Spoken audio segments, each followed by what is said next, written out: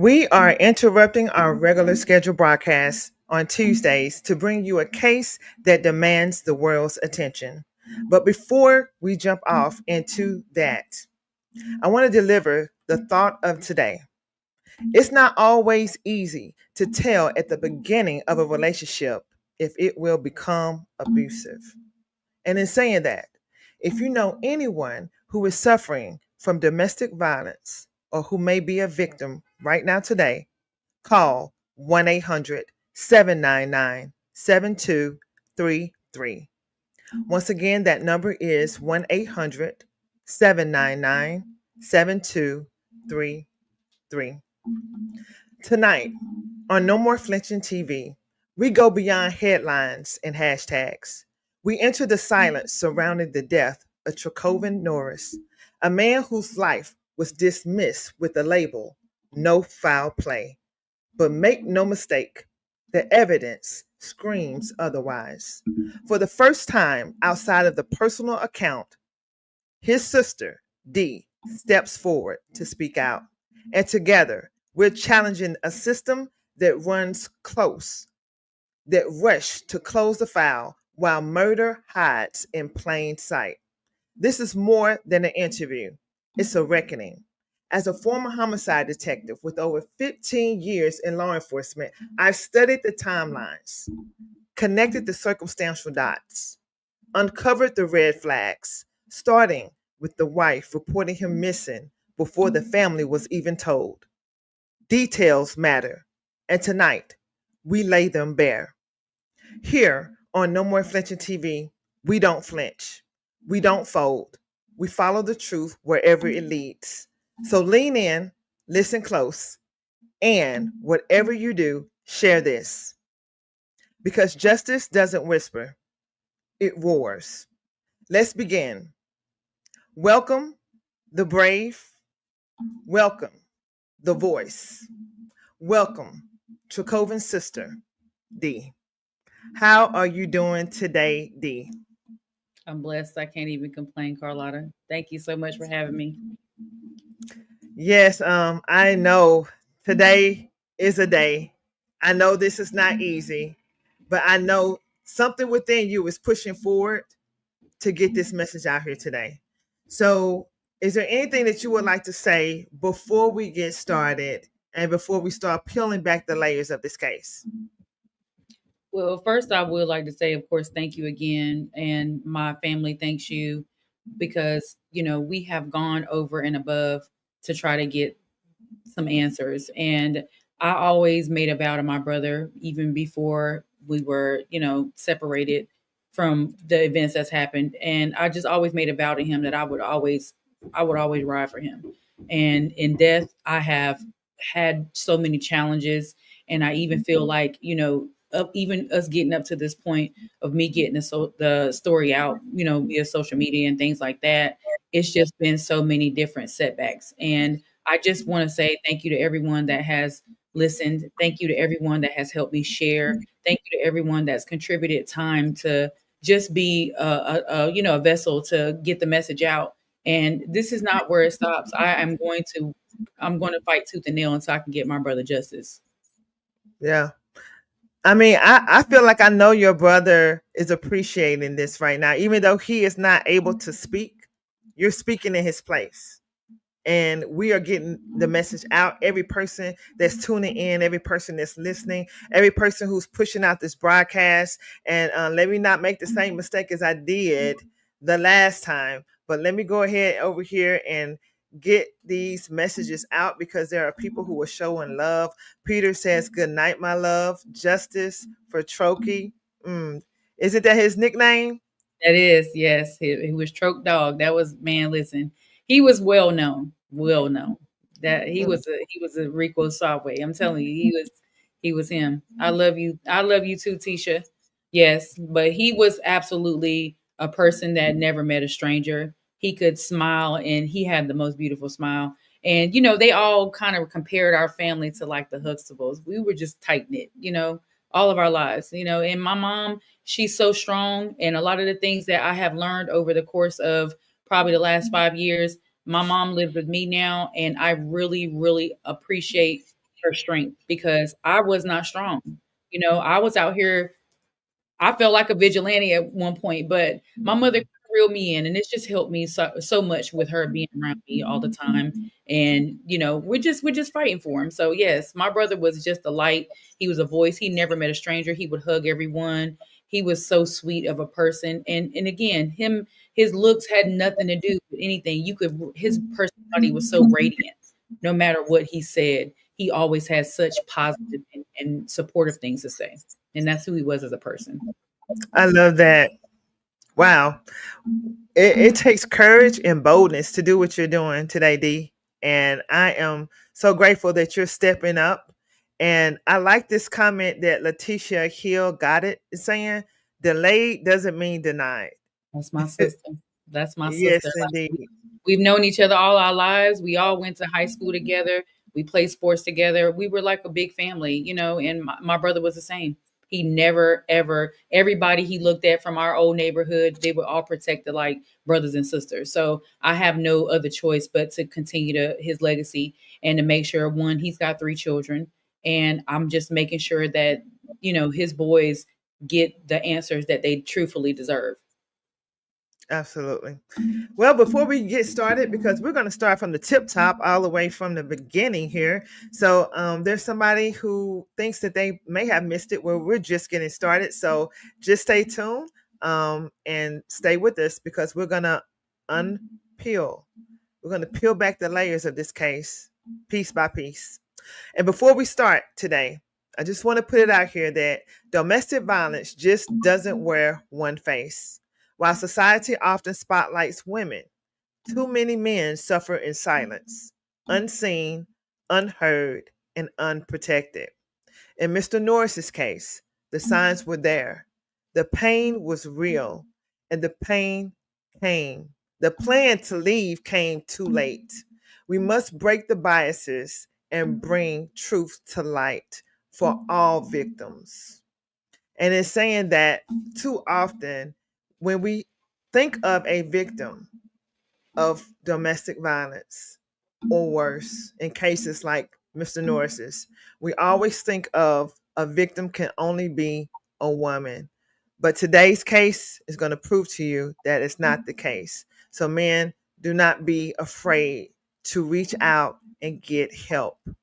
Everything does not need to be a secret in relationships, especially when it comes to DV. All right, so we're going to start from the top. And once again, I stand with you, D. I stand with, just imagine me holding your hand while you're talking, while we're going through this, because I know this cannot be easy. I get chills just thinking about it. All It's right. definitely, yeah, it's definitely not. But I feel like he's always been right on my shoulder. Go ahead, girl. You got this, man. That's how he was as a person. So yeah, I'm gonna navigate as best as I can possibly. And like I said, it's hard to discuss sometimes, but I really honestly have to continue to be his voice. Yes. All right, we're going to start from the very beginning. And when I say beginning, D, I want you to tell us and enlighten us about this picture, this space, what was going on here. Just like paint the picture about the beginning of the Norses. Wow. It was tough. I do remember when my brother first notified us he proposed to her. It was in a group message with me, my other 2 siblings, my mom, and we all just said, okay, who is this? Because honestly, we had never met her. Now, again, we gave her the same autonomy as anyone else. Like if one of our siblings were dating someone, I gave her the same autonomy. I know I did. And I welcomed her with open arms. My mom did. My sisters did. We all did. And the thing was that he genuinely seemed to be happy. And that's what all we knew at that point. They got engaged in February. They got married in July, which again, other events were going on because it was so quickly. They planned it on a holiday weekend, and all of us had other plans to travel out of the country, etc. So my sisters, my mom, and we never made it to this wedding. We did not go to this wedding. We had never met her in person. before they got married. I will say that. Wow. So do you know about how long it was before they met and actually got married? From what he used to tell me, and I never knew this lady before that, never heard of her. She's from not far from where we grew up at, but at the end of the day, I didn't pass judgment on him because, like I said, love doesn't have a face, love doesn't have a time limit. But I remembered asking him like, why her? Like what, and I knew he had dated some really great women prior to this. I just asked why her. And in my opinion, me and my brother were very tight. He told me a lot of things that he didn't probably tell a lot of other people. He just said she made me feel different. And I went with that, I just went with that. So, hey, brother, if you happy, then so am I. But in my opinion, no, I didn't really have a lot of background on her when they got married. My mom didn't. And again, like I said, she's from the area where we are, maybe about 15, 20 minutes from there. Not too much on her because I really had no real explanation of who she was, her family. And like I said, I really never met a whole bunch of her family, even during the time they were married. They were married before he left this earth 4 years, right around 4 years. Wow. All right. That is just so true. You really cannot put a label on anyone's new relationship. There's some people I've actually met a couple. I met them they were in their 80s and they met within a week. They were married and they had been married over 40 years and had a blissful marriage. Then there are people like the Norrises that can meet in a very short period of time. They can get married and the outcome not be the same.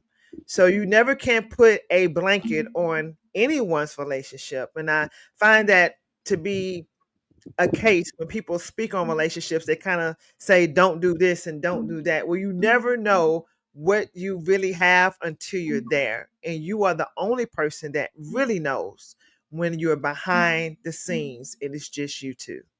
So you never can put that blanket in. And D, I respect you for not judging her, even though you didn't understand like the dynamics of the relationship. You were just kind of like, why her? It was kind of like, I don't understand it, but brother, I'm gonna trust you. Right? Now, I want to go into something that's going to be very key because once we start getting off into the case, this is very, very important. I'm going to bring a screenshot up, D, and I'm sure you are familiar with it. And while I do that, let me give a shout out to Let's Talk the Things TV. What's going on, Fire Feelings? I appreciate you. Thank you for your support. All right, can you tell us about enlighten us, D, about this screenshot right here, and tell us the whole story, the whole rundown of this screenshot. So this was in July of 2019, when no, actually, it was 2019. Yeah. So the guy I was dating at the time, we traveled to North Carolina for his friend's wedding, and my brother and his wife were coming back from vacation with his kids, and he wanted to see me. I said, "Well, I'm going to be close by the airport. Y'all let me know when you get there, and we'll link up from there." And one thing that my brother always did, if he was going to be somewhere close, he wanted to make sure that I knew about it, or my sisters. He just wanted to make sure he saw us, and that's what we did. We linked up, and we just laughed for about 30, 40 minutes because I had to get dressed to go to the wedding myself. But me and my brother always communicated. If it wasn't every day, it was every other day. He would call me 5 o'clock in the morning. That's just how our bond was. We would just always talk. But this scenario was when, I was in North Carolina. Again, I've been living in Georgia since 2011. And when I came to North Carolina for the wedding, I let him know they were coming back on that day. He was with his wife. He was with his kids. He said, "Hey, I'm dropping the boys off in Raleigh, and I'm going to come see you, or we can come meet you before then." So this basically what this was. So we always chatted. It was just very minimal, but we chatted. If we talk more on the phone, text. So you and your brother were very close. You communicated very often, and that's a very wonderful relationship to have with a sibling. I can say that. But there's something else that sticks out in this photo, and it's something as simple as a two-letter word. Can you tell us about that, D? Yeah, my brother was an okay person. He was never a K type of person. He was never to shut you up with a WYD. Listen, we're not baby boomers. What's the step right after that? We're not millennials, so we didn't use a lot of punctuation. We said okay. We spell things out. So in essence, he never used the letter K in any of our messages. Not one time. Not one time. And I love how you did that, D. I like how you are starting from the beginning and we are keeping it right there. We're going to hold it in the road until we get off into this case, which we're about to get there. We're about to put this car in drive in just a few moments. But I want you, the audience and the listeners, current and future, to understand that what she just explained about the texting and their communication is going to come into play in a really big way coming up soon. So pay very close attention to the word okay and how they communicate it. All right. So now we're getting ready to go and take a detour. Okay. And this is going to kind of pull back the veil of some things. So it may be a little triggering. So I'm going to say trigger warning for the people in the back. All right. But just brace yourself because now we're going to go into the inside. Oh, before we do that, hold on, D. There's one more message I want you to kind of reveal to us before we go there. Before we go to this, it's a video, so really quick video we're going to show you less than a minute. But before we do that, I want to bring up one more image, and D, I want you to break this down to us. Okay. So this technical message itself did not come to us until after my brother had already passed. So the scenario here is that this is him with a conversation with his kid's mother. And this was pretty much detailing all the way up to the last couple months right before he did pass. But he sent this message to her saying that I need you to save the video because in order for you to build a case, you have to have evidence. This was prior to him even having any type of confliction with her, anything whatsoever. And he's telling his kid's mother that his wife was taking him through it. And she says, okay, you can trust me because again, he has sisters. We're all younger. He's our big brother. You know, you brought this to me. I'd have been on the next flight down or in a car down there trying to get to her because you can't just send me something like this and say, don't say nothing. No. So he said it to the right person. It just was too late to say it because realistically, yeah, I at the time, me and his son mother didn't really communicate like that. So I know that if I had a relationship with her that I had when they were together, when they had kids together, she would have probably sent it to me, you know? So this is something that he actually sent her basically prior to all this even happening. And which was basically 7 days after he had a colectomy surgery and was out of work. 7 days. That's all it was. It was the day after my youngest sister's birthday, which is December the 19th. Her birthday was the 18th. This is what he sent to his kid's mother. Wow. There's so many things that D you just said right there in that little nutshell. So many different things. One, your brother knew to get this information out. He knew to get it to somebody. But he also knew not to send it to you because he knew you would do something right then and right there about it. How many times has that happened in real life? How many Listen, times have over the you years, been in a situation where you knew you might need help? You were afraid for your life. How many people you know that are afraid for their lives? I've been there before. right. And we know who not to send it to. That's right. Letitia said Troke knew something wasn't right. Absolutely. We He know did. when something's not right. Yep. And we're sending just in case. But we never think that just in case is going to actually happen. Yep, that's right. And he knew because apparently things like this had been going on prior to that. Like my nephews were telling me the story, like after my brother passed, they were telling me the story of things that she used to do and was very, very scared of the temperament that she did and the things that she did around my brother. Even she had no filter. She would do it around anyone. So there had even been times when my mom was with them and riding in the car and she would just completely go off on my brother for not using a signal light to change lanes.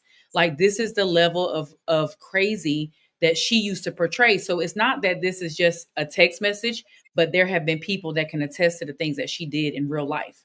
Wow. And she never did that around my sisters and I because again, it would have been no holds barred. He already know that. That's why he kept it to a minimum around us. But Right. she's actually even went to the extent of like jumping in my mother's face. And my mom didn't tell me that until after my brother passed away, because my brother made, he checked her, of course, but he made my mom not say nothing to us because he already knew what was getting ready to happen next. It was going to be no explanation. You jumped in my mother's face, or you touched my brother, or did anything to my brother, it was going to go down from there. But again, we lived in a whole nother state. My mom lived 5 minutes from them. He decided to share this with his kid's mother because he knew had it got to us, it would have been all bets off at this point. Yeah. All bets are off. Exactly.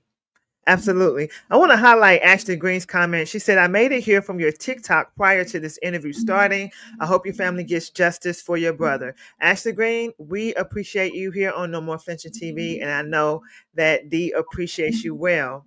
And Dee, we appreciate you for choosing No More Flinching TV to be the first platform outside of your own where you step up and share this story regarding your brother. Now, what we're about to do right now is we're about to go into another gear. We're going to step it up a notch. And I said that it may be a little triggering for you to watch. And if we need to play it 2 times, we'll figure that out after I hit play, because it goes by rather quickly. It's about 1 minute and 7 seconds. But I'm about to play something. And basically the reason why we're playing this is so that you can get an inside scoop on how things can look on the surface. And when I say surface, this is what I mean. That surface. And then things can really be a different way behind the scenes. Get ready to play it now. Go ahead. Go ahead. Go ahead. Throw it at me. Throw it at me. Throw it at me. Go ahead. Throw it at me, Go motherfucker. ahead. Throw it at me. Go Throw it ahead. at me. Throw it at me. Go ahead. Because I'm just as fucking Go crazy as ahead. you. Throw it Go at me. ahead. Throw it. Go Throw ahead. another thing. Go ahead. Throw another thing. Go ahead. You ain't Go crazy. ahead. You play that shit. I ain't gonna play that go shit. ahead. Hey, best bet is just to go. You go ahead. Somebody's scared of you, man. I ain't putting up with this shit. You right. I'm done. You right. I'm done. I'm done. Better yet, you can call them to come get all this shit today. You put yourself out.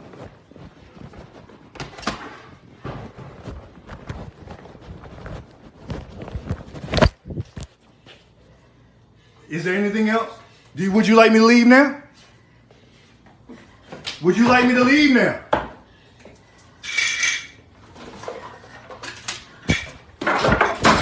What is wrong with you? What is wrong with you? I can't do it.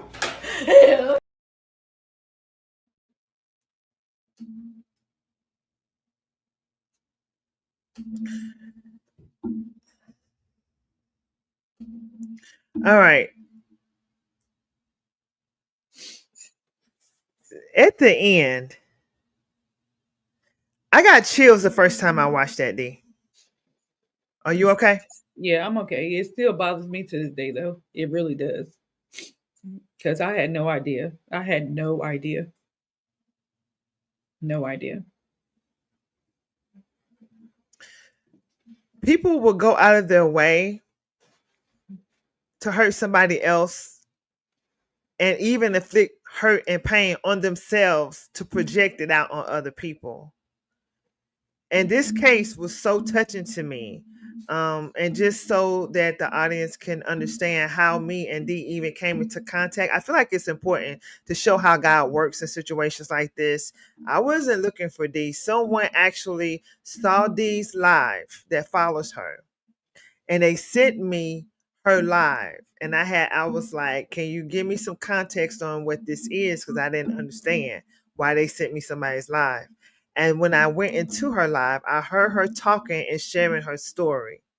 And I came on your live and I said, listen, let's talk.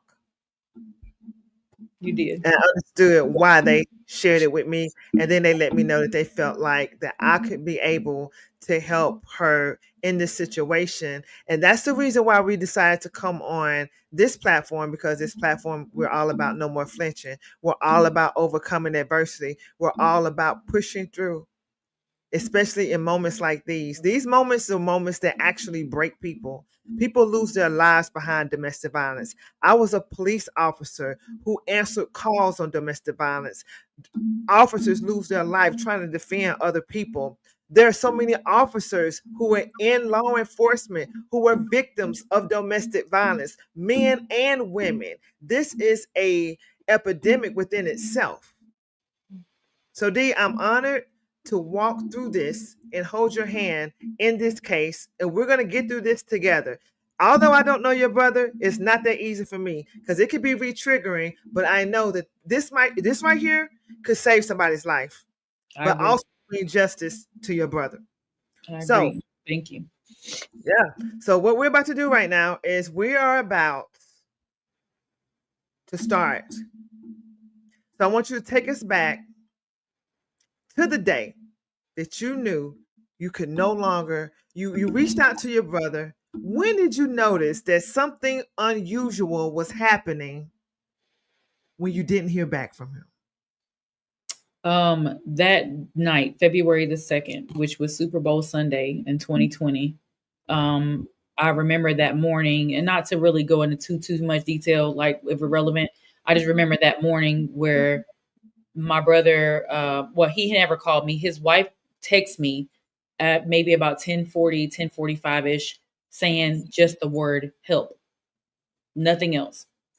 I called her 3 or 4 times back to back, it's going straight to voicemail. I call my brother's phone, it's just constantly ringing. I don't know anything. I'm lost. So maybe about 20, 25 minutes goes by, and he finally calls me back, and he's saying someone reached out to his wife and basically told her that she was pregnant, or that she knew a girl that was pregnant. She knew a girl that was pregnant by my brother, and he needs to come forward and tell the truth to his wife.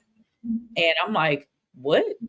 So I was so confused at the time. It didn't make any sense to me. And I'm like, I know me and you kind of live the same life. We go to work, we come home. We go to work, we come home, we don't really do too much.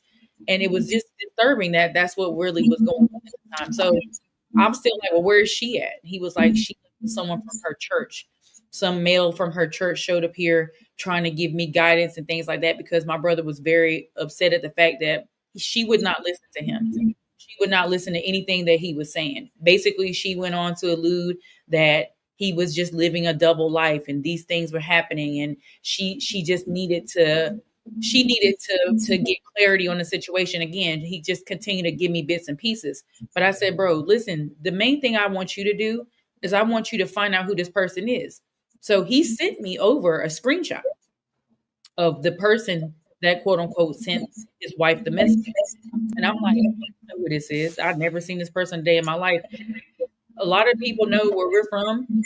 You don't really meet any strangers there. There's no people in that area that you don't know or don't know through someone, because no one just arbitrarily moves there unless they're in the military. And no one had ever heard of this girl. No one had ever heard of her.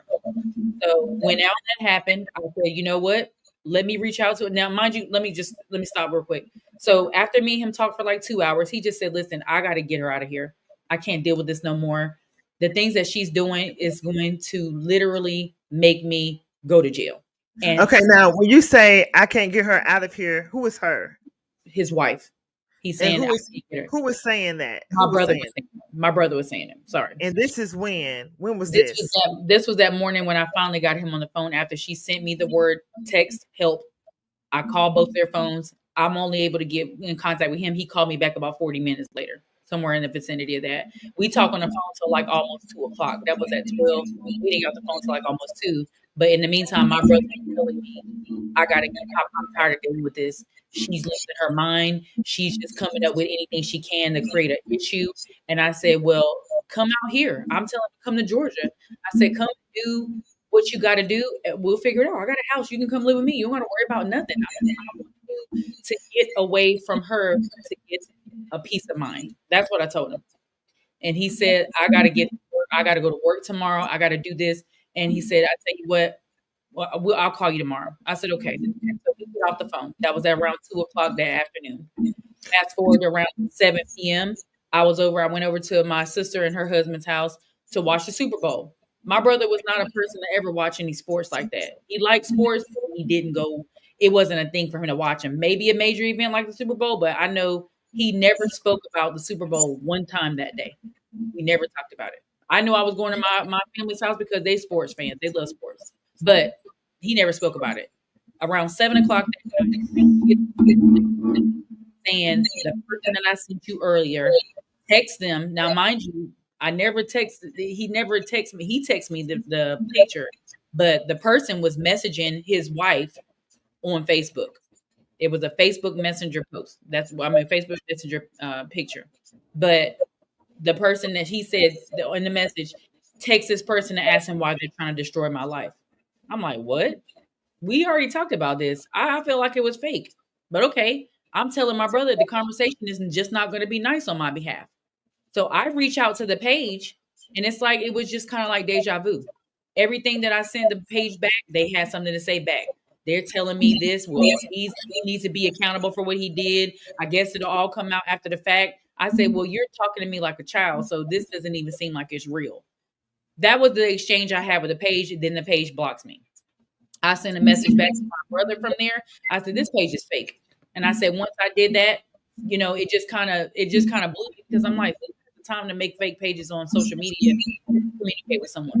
Nonetheless, I sent it to my brother. The next message I got from him was the most disturbing message I've ever seen from my brother. Hold on 1 second, D, before we go there.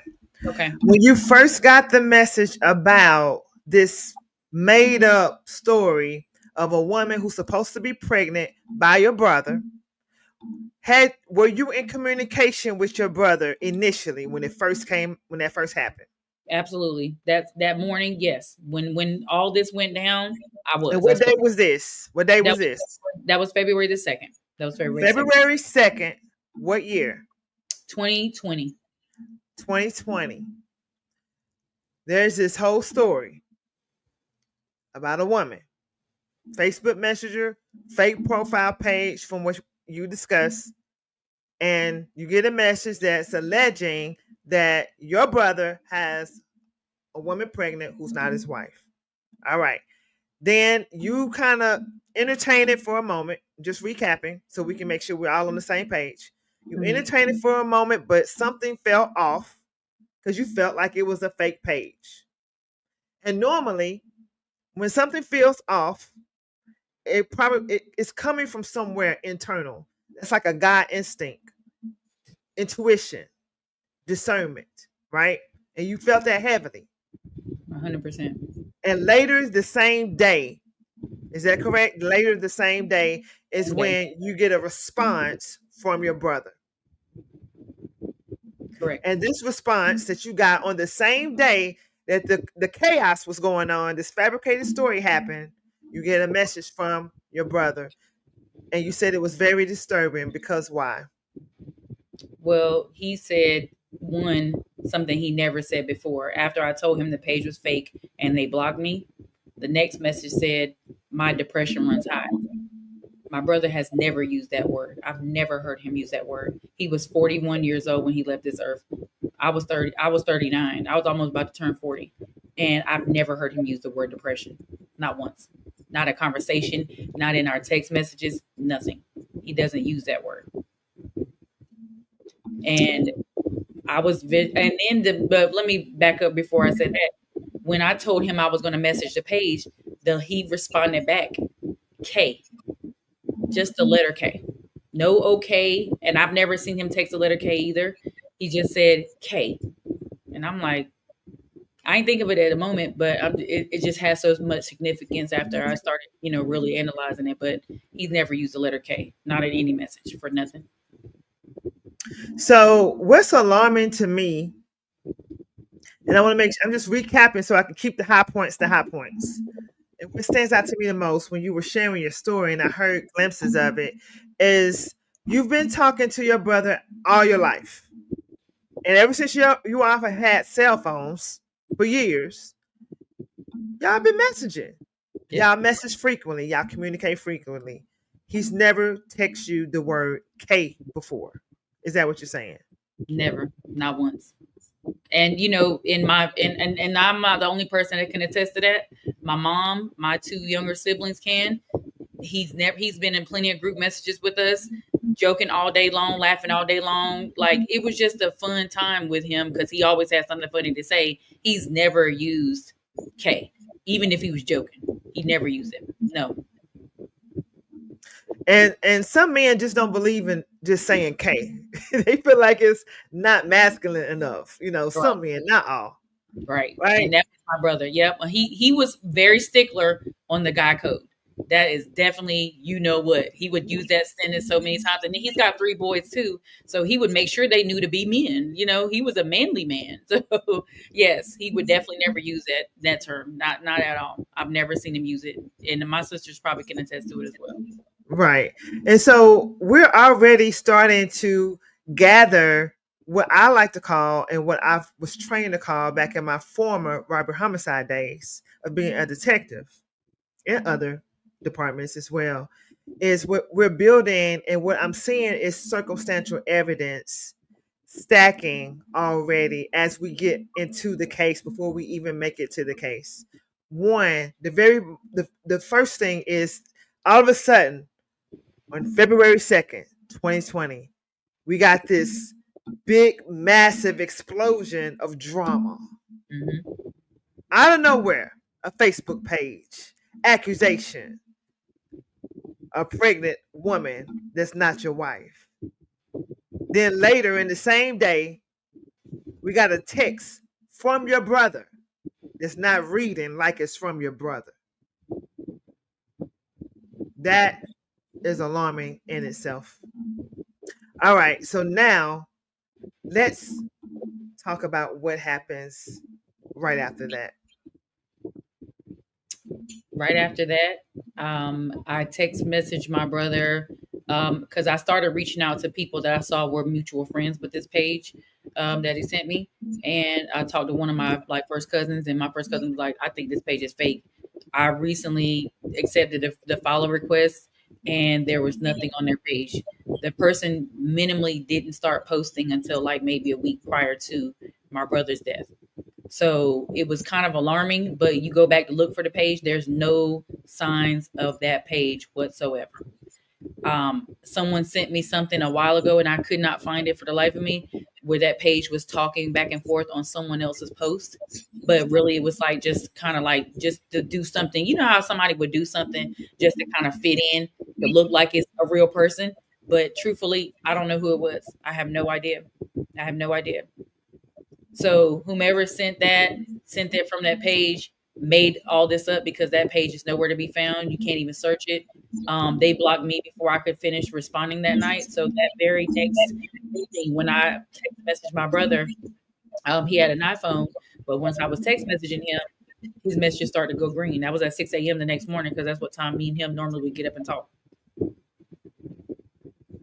That's a big red flag right there. So I believe, pun intended, y'all had an iPhone, correct? Correct. We did. All right. Exactly. I have all iPhones. I'm an Apple user as well. And so you notice some very strange things happening on the day of the 2nd, and then leading up to the next day. We got blue text messages going green. We have this whole drama created. We have our brother Traovven, aka Troki, responding back to his sister in a way that he's never done before. And it's starting to feel a little weird. When did you notice that something was absolutely wrong? Before you found out about the 13th of February, when did you just have the gut feeling? When did that happen for you? When was that moment? Tell us about that. The very next day, the February the 3rd, when my uncle called me, and he didn't have my number. So he called me on Facebook, and I never get calls on Facebook. So it was kind of eerie, but he called me on Facebook and he said, "Hey, Troki's not at work." And my brother was one of the lead managers there, and they hadn't heard anything from him. And I said, "Okay, have you talked to him? Anything like that?" He said, "No." He said, "I've called him. His phone just going straight to voicemail." I said, "Okay, let me try to see if I can get in contact with him." So immediately there, I start blowing his phone up. I'm calling. I'm texting, as you can see in the text messages. I'm going over and above to try to make communication, and I have nothing at all. So I didn't call him back right then. I get in the group message with my sisters, and I said, something's not right. Troky is not at work. And my uncle called me and said, hey, something's not right. He's not there.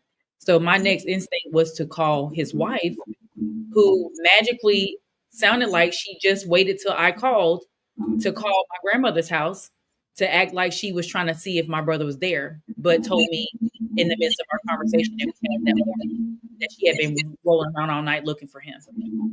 No way. So let's unpack that just a little bit more before we go to the next thing. Is so you're the sister, and you get alerted that your brother did not go to work. Do you recall around what time this was on the 3rd? I was already at my own job, so it had to be around. I was at the time I was going to work at like 8 a.m. So it had to be like right around 9. It was before 9:30 because I know I had to leave work that day and take my son somewhere. So I remember specifically it was right around 9 o'clock. And around what time would you say your brother would normally be at work? 4:30, 5 o'clock in the morning. Sometimes he'd go to work earlier than that, but he was there early because me and him usually would talk when he was driving to work, which is around probably about 5 a.m. because I'm normally up around that time anyways. Okay. And the place of work actually contacted you, is that correct? Well, just a couple of his coworkers, not his actual like boss. Yeah, his coworkers did. So if his coworkers contacted you, the sister, to say, "Hey, your brother's not at work. Is everything good?" And just no call, no show. How long had your brother been working? What kind of career did he have? Where did he work? He worked for a waste management, which eventually got bought out to go to GFL. And he had been there like it was like 5 years. He had been there like 5 years. We're talking a career job. Correct. He excelled in that position 100%. And he was not the no call, no show type person. No, not at all. He would call me some nights where he had gotten into some sort of argument with her or she was in a mood, and he would just take his clothes and go to my mom's house, which lived 5 minutes away from them. Or he would go dress for work and sleep at my dad's grave during that time, like in the last year before he left. So yes, and my dad's grave was probably maybe about 25 minutes from where they lived at. 20 minutes, 25 maybe. Wow. And so if somebody and people, his co-workers, had started to reach out to you, obviously, do you think they may have reached out to his wife first? No, I know they didn't. It would have been no way. There would have been no way. And they didn't have my phone number or anything, but they were messaging me and calling me on Facebook. So, and my Facebook really never got any traffic like that, like phone calls and things like that. But yeah, no, they were saying, hey, what's up with Trey? And they called him Trey at work. What's up with Trey? And I'm like, I haven't spoke to him. Y'all heard anything from him? No, nothing. My son's father works for the same company. And I called him to see if he had talked to him. And he said, no, everybody been looking for him. So, Letitia says Troky was dedicated and dependable.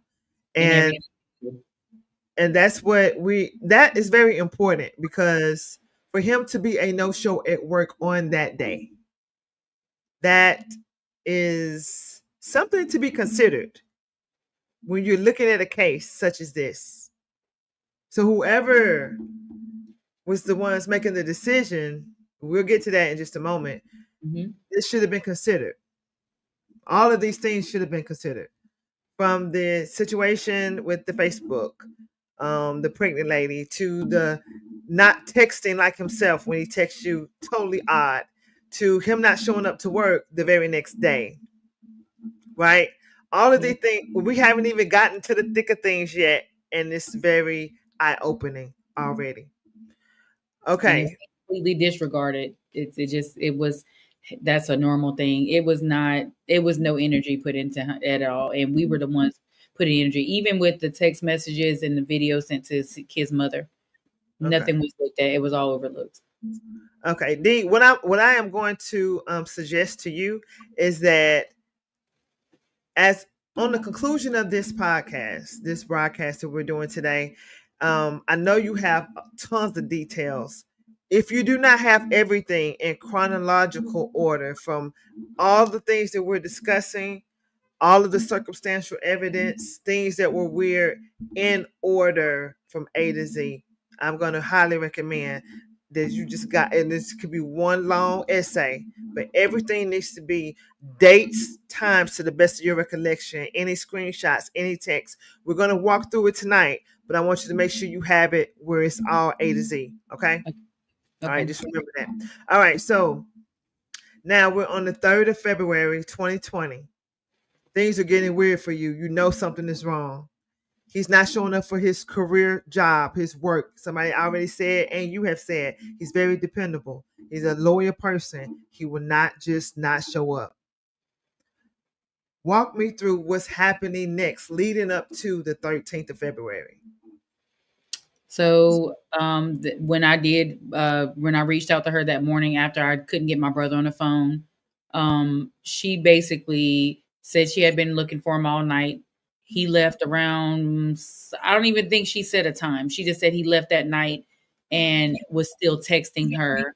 And realistically, I don't think that was the case. I think what it was that after that message came to me, I felt like something happened at that point, because the things that continue to go on from there, her actions were just kind of reflecting someone that just didn't care, or someone that had no remorse or no pity, So I had a hard conversation with her that morning, and I basically told it to her. I didn't hold anything back. I took years of my brother confiding in me, and I said, you know what?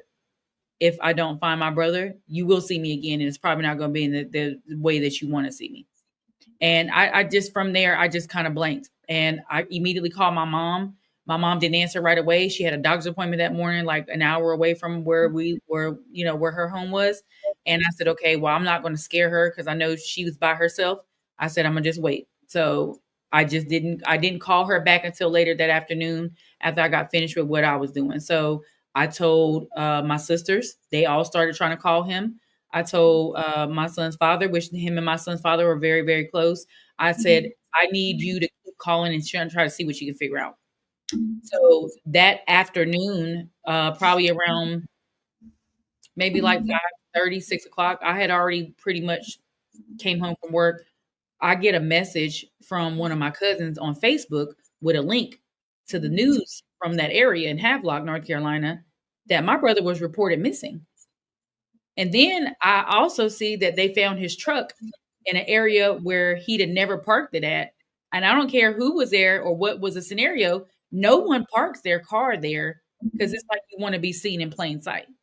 So when that happened, my uncle was at the scene. She was apparently contacted by, the sheriff's department after he was reported missing. And they said that they located his truck. But my uncle was the first one to see that truck, which is probably about 2 miles from where he lived at.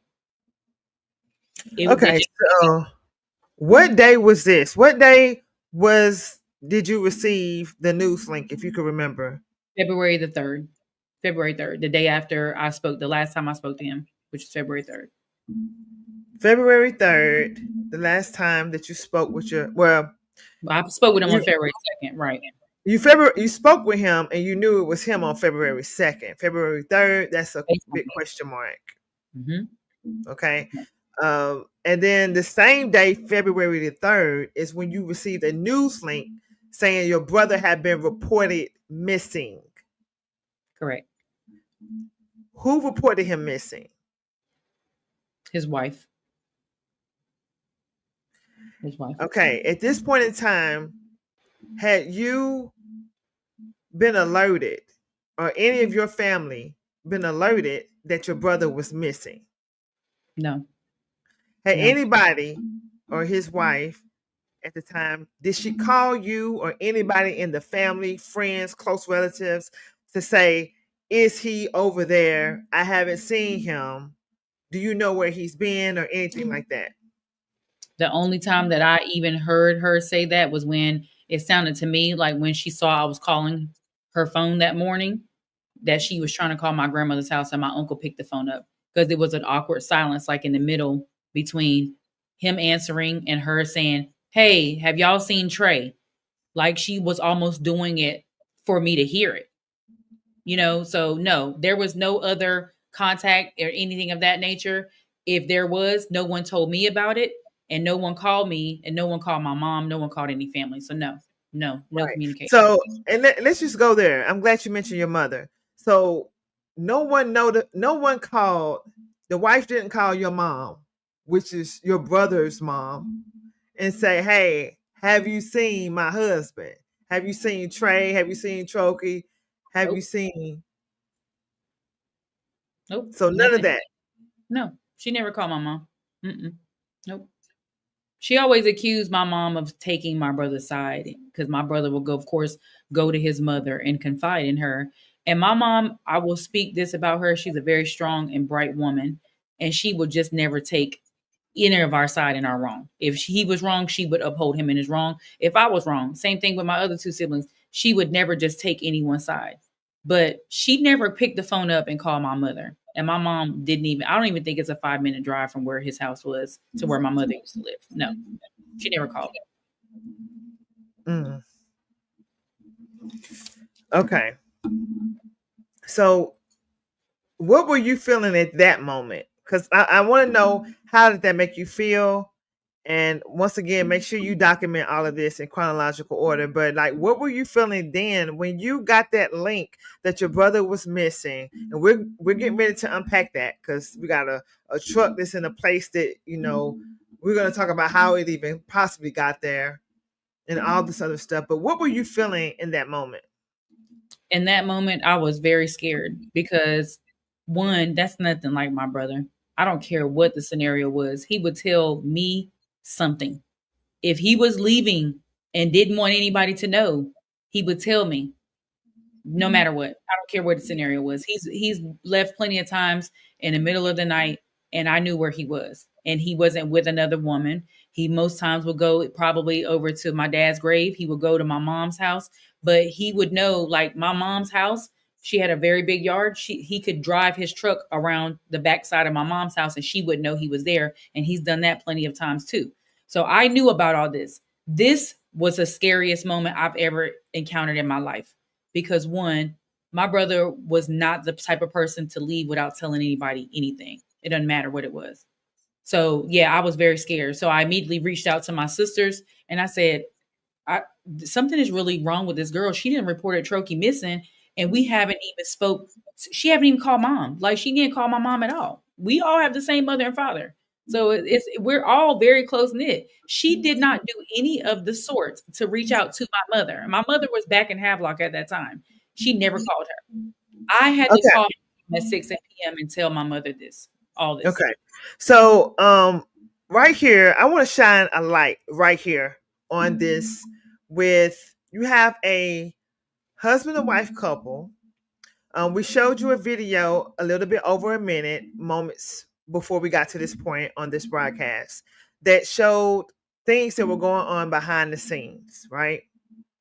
Now let's fast forward back up to this day of February 3rd. February the 3rd.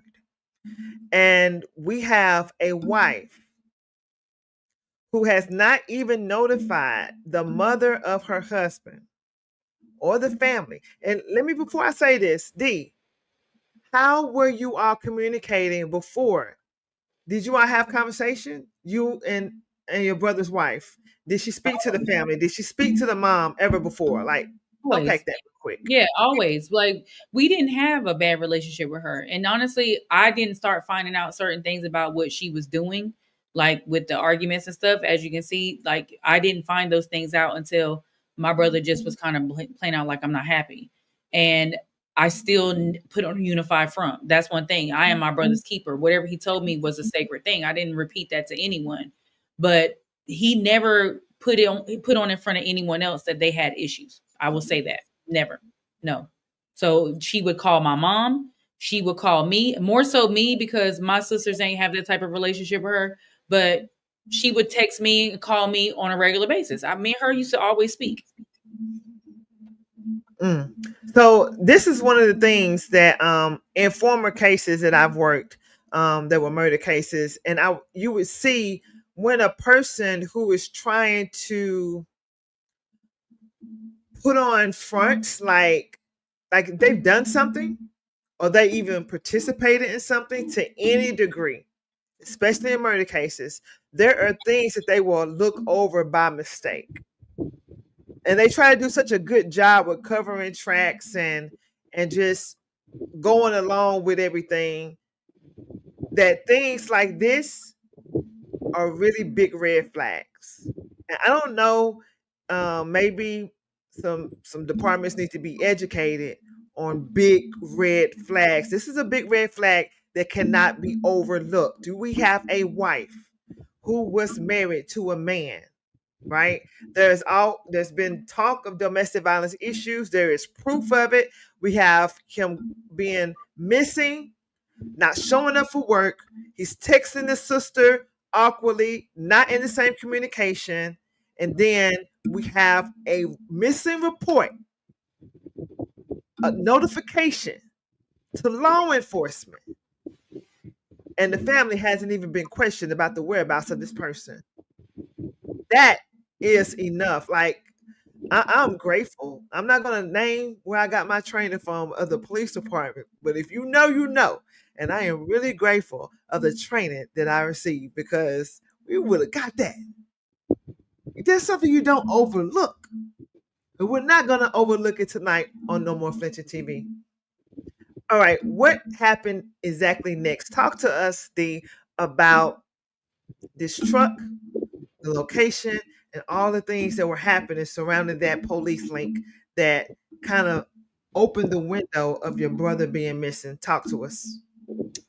So when the truck was found, now I knew this from just a year prior because my dad passed away February 23rd of 2019. When we were down in Havelock for my dad's funeral, I knew my brother only had one key to his truck. One solid key that wasn't even on a key ring. I don't know why men don't like key rings. I don't understand it, but I knew he didn't because I drove his truck while I was down there and it only had that one key. But that day that the truck was found, his keys, his wallet, and his cell phone was inside the truck. She comes to the scene with keys to get in the truck, which I don't know how she got them because, again, when my brother's body was found, and I won't go too much into detail, he still had the one key on him at the time. So it's very obvious where the truck was parked. None of us would have ever parked there. We grew up in that community where we lived at. Growing up, the house we grew up in, you could walk 3 minutes and be at the waterfront. Our house was on the backside of where this creek ran through. We would fish there. We would go there. We would take boats with older people that we would fish with. We would go. We would come out to the same area close to where his truck was found at. So no way, if he was trying to hide or not be visible, would that truck ever have been parked there. It was parked in front of the volunteer fire department on NC Highway 101. People, everybody that lived in that area, if you live down there, matter of fact, my mom's sister lives less than 500 yards from where that truck was parked at. Why would he have just left it there and not went to a family member's house if he wanted to get away from her? So in other words, the truck was parked in a location. Hey, this my truck right here. Everybody. It's kind of like sticking out like a sore thumb. How it was parked in a location that your brother would have not parked, and it was oddly parked. Then we have his keys, a cell phone, and what else you said? His wallet. His wallet. And what did his wallet have in it? Do you recall? All his credit cards, his driver's license, he had $1.17 in his pocket from what his autopsy said, but he did not have anything virtually on him at all. All his stuff was still inside the truck. Okay. Cell phone, keys, wallet, all that. Now, while we are here, I'm not sure about which part Dr. Laura Moore is talking about. Maybe Dee, you can talk about it because we are here to unpack this case and to go all in and uncover all the layers. We still have a ways to go. But Dr. Laura Moore says, I contacted the sheriff's department. I'm assuming the local department where you live. And she said, they said it was a rumor and not true. And she says she have a screenshot. Do you know what Miss Dr. Laura could be talking about, D? We can kind of touch bases on that. You don't have any. Okay, Dr. Laura, if you're here, please follow up with exact content what you are saying. Can you fill in the blanks for us so I can ask D while we are live? We would love to get to the bottom of this because that is exactly why we are here today. So can you explain exactly what the sheriff department was saying? What was a rumor? Exactly what was not true? If you're still here, Dr. Laura, please let us know. All right. So we have items that if a person has these type of items, they're normally on them. So then that raises the question, how is your brother separated from his truck, his keys, his cell phone? Who goes anywhere without their cell phone? I don't know. That's another thing too. Those were things that I know my brother did not ever leave without. Was one, his cell phone. Even if he didn't take his wallet, he would always have his phone with him. That's just not him. Not at all. He only had that one key, which the set of keys that probably was inside of that truck were keys to like the house, keys to my mom's house, keys to, other things, maybe like where he kept his, like he had a lot of ATVs and stuff like that. But he never had like his car key or truck key on any type of key ring because we had one Chevrolet key. That's it. That's it. Wow. Okay. So we have a truck that's parked in an obvious, sticking out like a sore thumb. Just really want to get everybody's attention so it can be easily found and easily located. This is his truck. And then we have his personal belongings in his truck. Now, and this was located on what day? February the 3rd. So we have everything's jumping off on February 3rd. Truck located. We got all the things happening. How did you feel in that moment? Did you feel like your brother may have been alive still on February 3rd? I was hopeful that he was. I was hopeful. The reason why I feel like he may have been because my brother will definitely, he would always say, I need to leave. And he just literally said this to me on the night when we talked, or during the day when we was on the phone February 2nd. She need to go or I'm leaving or I'm coming out there, And I said, bro, you always welcome out here. Me and both my sisters at the time, we all have our own houses. So it's like, why wouldn't you just come out here and get away from her? But that would be the first place she would look, So if he was technically trying to get away from her, I know he probably would have gone somewhere where she wouldn't have thought to look. And apparently she would always thought to look at my mom's, my grandmother's. He has another grandmother that lived, not too far in the area. He's got uncles that live around there. I mean, we have a lot of family. We're from that area. So I would just about imagine if he did and he didn't call me and let me know anything, he may be really on a solo mission. And I really honestly thought he was just going to pop up at my house the next day. I really did. Because he knew where my sisters lived. Don't know. So how were you feeling on the 4th of February? I was very disturbed. I immediately got in the car and I went straight to North Carolina. 7-hour drive from Atlanta. And I was just scared because one, my mother was there by herself. And it was very, to me, in my opinion, and I'm not going to say how my sisters feel because I knew we all kind of talked about it, but it was very disturbing to know that these things were going on because his kid's mother shared that video with me on February the 4th, technically, when all this happened. Mm-hmm. Yeah. So I was hurt. And, I was just praying that he just went somewhere and wanted to get away because that's what we thought. We thought we just wanted to get away from her for a little while and figure things out. He had just recently purchased the home that he was in. And I know he didn't want to leave it, but he was also not gung-ho to buy a house in that area because he didn't want to stay there. He wanted to move to Georgia where we were, the rest of his siblings, and he wanted to bring my mom with him. So yeah, I was very scared and I didn't have a lot of answers. And the police contacting us as much as they were, it was horrific. It was very horrific. So being nervous and scared, very alarming, I'm sure. Things are really crunching down. I couldn't imagine like to go from missing, no contact, his cell phone. I mean, these are all signs. These are all obvious signs something is totally wrong. Dr. Laura, I got your message, but it's so long, I can't skim through it. So if you could just give me the 1-2 punch, send me the message and just be very, very direct, steak and potatoes. If you can do that, then yes, I do have my cell phone here with me and I can check it. It just can't be too long. If you can give me like the gist of it, and then I can go with that. Thank you so much for your help. We appreciate you all assisting and helping on the sidelines. We really appreciate it because we want to unpack all of this while we have the live. I'm pretty sure that we're going to stay tuned and we're going to keep following this case, and I'm pretty sure Dee will be back as we continue to see how this case unfolds. But right now, we are in moments and days before the body actually shows up. Because I think it's very important to see how things rolled out. She really talked to her brother for real the morning of February 2nd. By the evening of February 2nd, things took a quick turn for the worse. She felt like she was no longer texting her own brother due to the communication that was being had. And then the next day, missing persons link. Nobody's in the family has been contacted. Nobody that would normally be contacted. You talk about other things with the wife, but all of a sudden now, you just get alerted by somebody that sends you a link that your brother's been reported missing.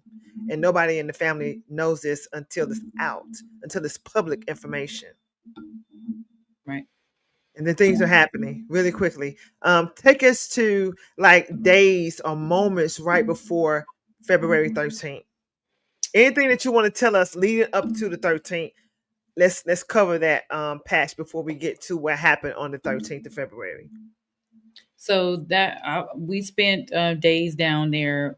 Me, my siblings, my family members, extended, close, everyone were all out conducting searches. We were riding in packs of cars, posting flyers, just trying to get the word out, talking to people, seeing if anyone had heard anything from them. I was being inundated with Facebook messages from people saying that, they thought that something was very wrong with his wife. Like they just felt like it. She was posting very cryptic messages on social media, alluding to the fact of let the police do what they need to do. We're all hoping he gets home. Blah, blah, blah. She never reached out to us in the midst. So from there all the way up until February the 7th, which was a Friday, me, my siblings, my brother-in-law, my mom, and my 2 cousins, we were all out conducting searches within 30, 40 miles of the area because we were all going around different places to see if anyone had even kind of laid eyes on him, so to speak. It's not that big of an area. Some people, and honestly, they're so crazy because most of the people around the area knew him. And even most of the people like in the gas stations and things like that, we went in and asked her, we posted a flyer. I've seen him before. Well, have you seen him recently? No, they hadn't seen him recently. But it was this one particular thing that stuck out to me on February the 7th. The investigating officer, which I found was then pulled off the case at some point or another, whether it was after my brother was found or during the time, I'm not for sure because I really didn't have a lot of communication with them after that, other than me begging and pleading for them to hear me out about stuff that she was doing. But on February 7th, I was contacted by this particular officer. I think his last name was Nunley. And he reached out to me and he said, "Hey, have you all found your brother?" So I'm like, "What? Wait, my brother's been found?" He said, "No, his wife just called and said y'all can call off the search that y'all found him." Talk about me, my mother, and my family, my immediate family. I'm like, we have not found anything. We have not seen or heard nothing from my brother. We have not seen or heard nothing at all. No one has seen or heard anything. So what gives her the right to call and tell y'all that to call off the search? So it got so quiet on the phone. I was very like shook. Like I said, hello. And I'm out like standing in front of a hotel close by where my brother's job was. And he got quiet. And he said, "Okay, well, I'll touch base back with you." That was on February the 7th.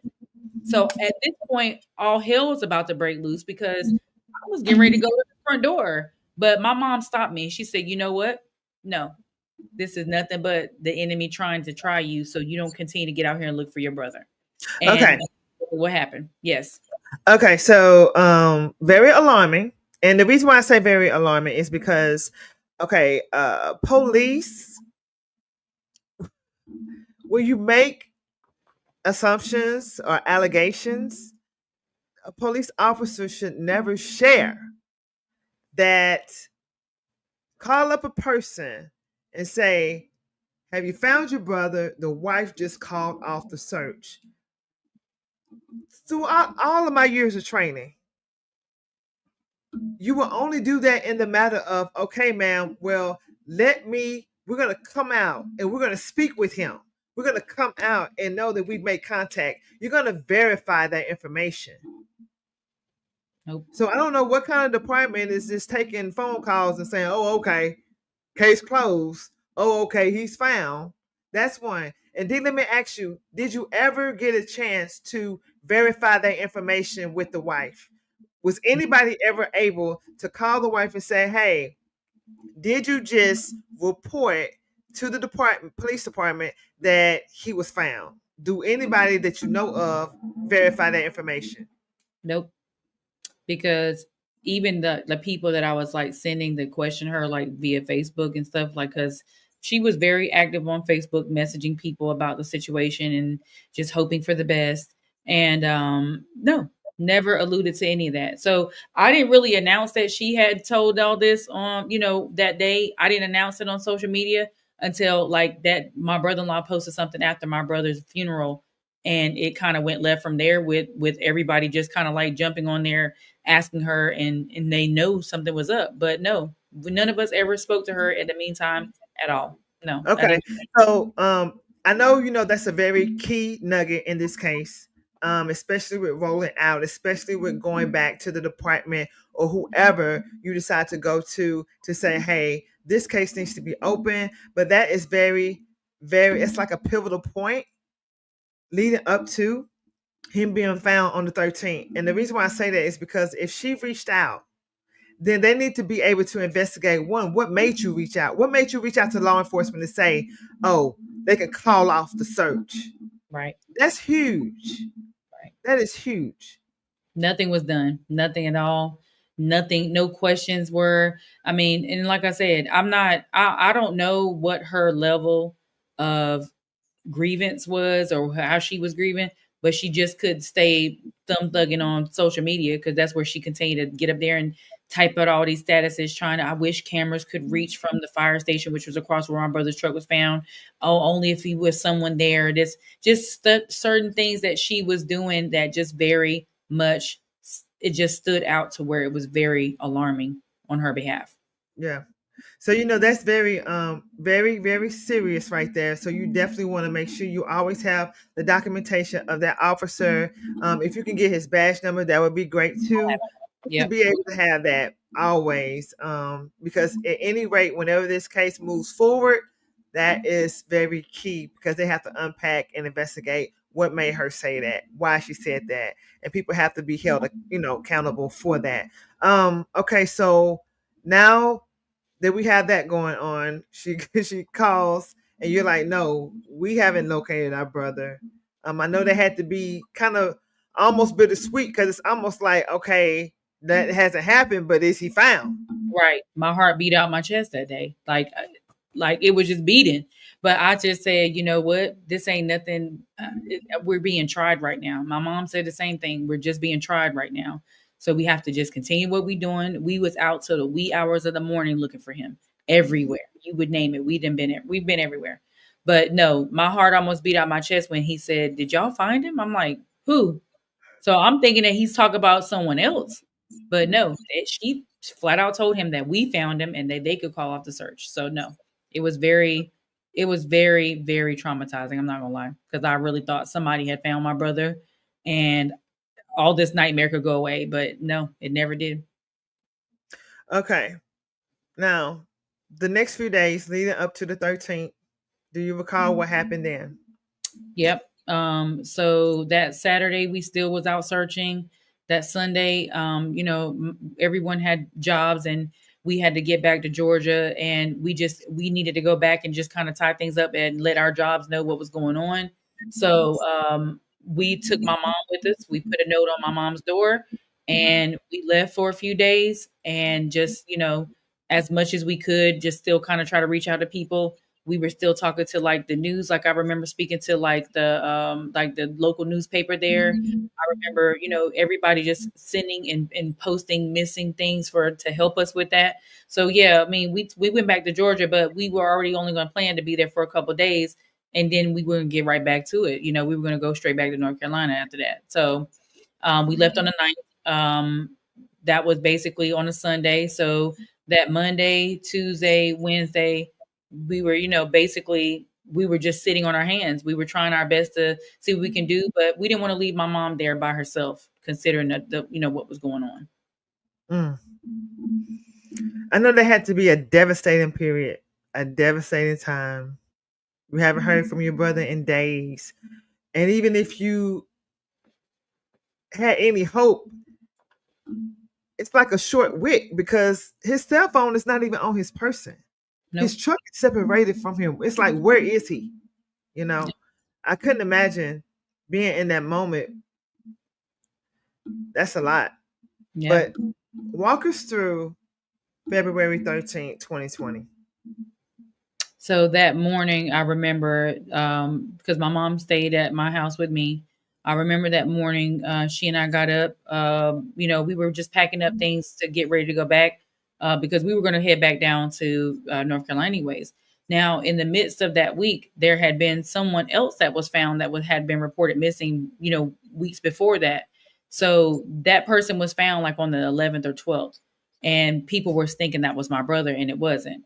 So we had already been kind of hearing rumors that it was him. We had already been hearing rumors that, he was doing out here with, it was really kind of disturbing what was the rumors that were going on during that time, that he was sickly. And after he had his surgery that, he couldn't even walk. It was just, I basically got on social media and wrote out like, what y'all are making up is lies. Like my brother was none of the sort. And it was just really, I didn't want to be in defense mode, but I had to protect my mom at that point. So realistically, no. When that morning we had already had, everything pretty much ready to go back. When we heard the person that was found that day prior, they thought it was my brother. I'm like, no, we haven't received any calls, so it was definitely not him. But that day, that afternoon, it was probably around 2:30, 3 o'clock, I got a call from the sheriff's department, said they found a body, and they didn't want to tentatively, identify it. They had to wait for either dental records or something of the sort because he had no identification on him.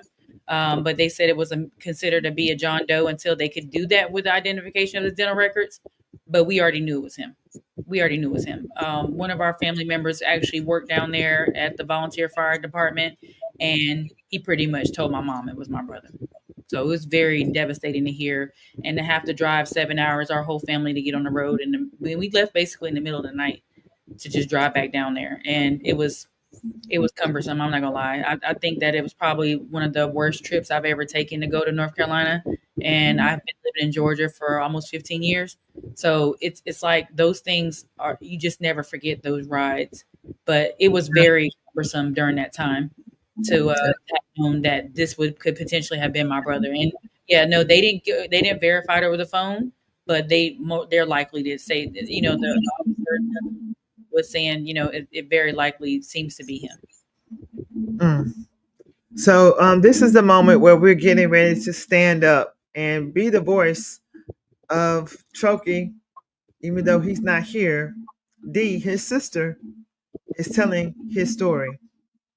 So when you make that 7-hour drive and you get there, walk us through the details surrounding him being found when you knew something is absolutely not right. I remember one of my other cousins sharing with me Facebook posts from people that didn't like my brother, saying that my brother committed suicide. and no one even knew the cause of death, because when they reported that the body was found, or even when it was identified as him, which was not until 3 days later on the 18th, I mean, excuse me, 3 days later on the 16th, that he was identified by his dental records, it was already mentions of my brother committed suicide then. And I'm like, how will he commit suicide if he was found in a body of water? Like, you can't just commit suicide and fall over in the water. So, those were things that stood out to me. I didn't personally reach out to these folks. I did not personally say anything to them because, one, I didn't want to throw any monkey wrenches in his case investigation, as I already was, because, one, he was missing for 10 days. No one had any idea or recollection of why or where he was.